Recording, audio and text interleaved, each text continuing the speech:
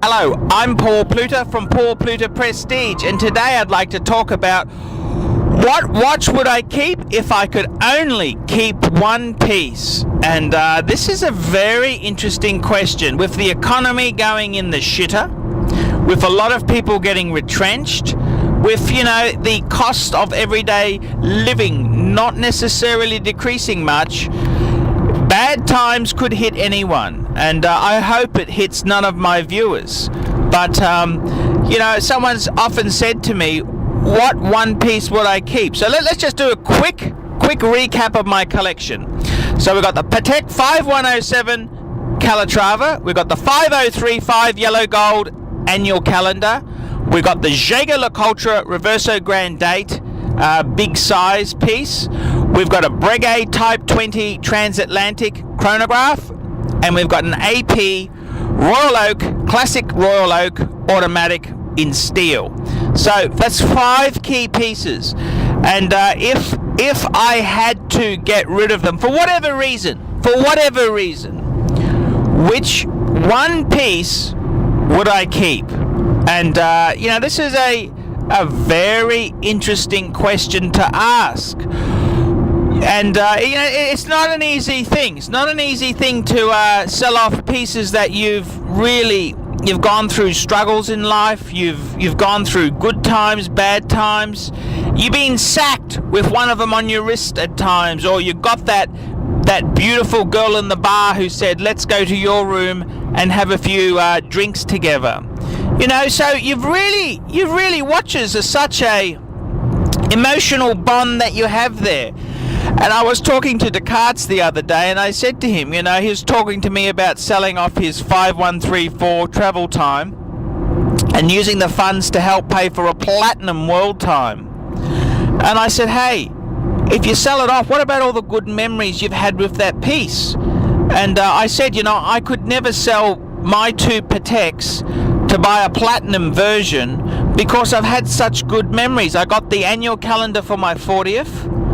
And, I just find it hard to sell it off to put the money towards a new piece. And it's quite an interesting thing. What would you do? And I'm a traditional flipper. When I say flipper, that's a person who constantly buys and sells. He's never happy. He's always selling this and buying something else and buying it back and this and that. And I've actually reformed. I'm a reformed flipper.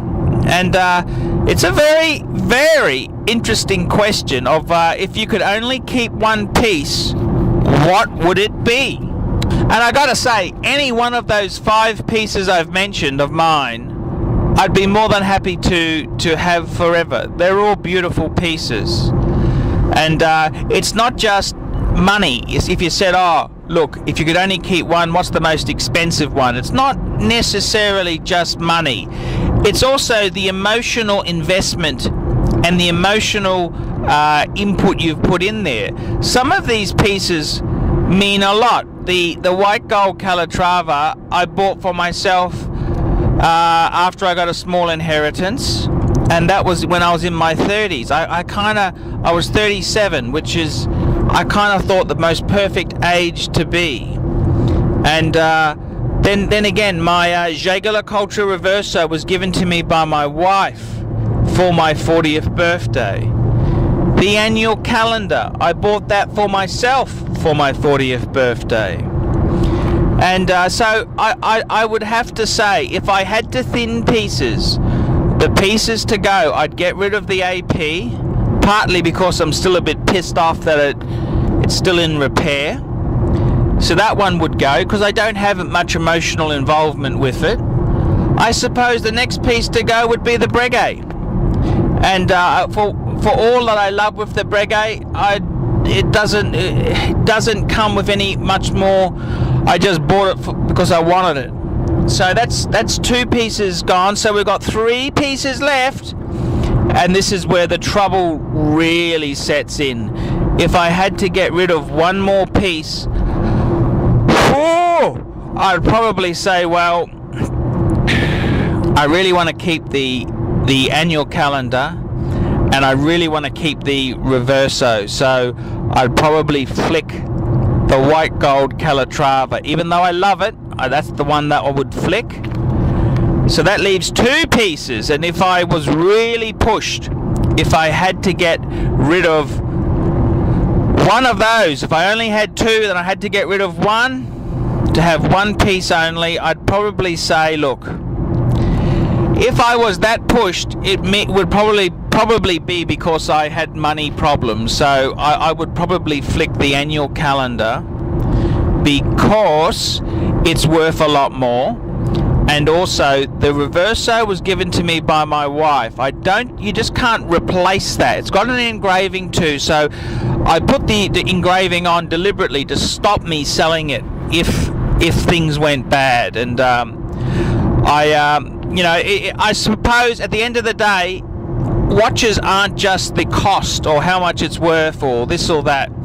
It's also the emotional input that you have with that piece.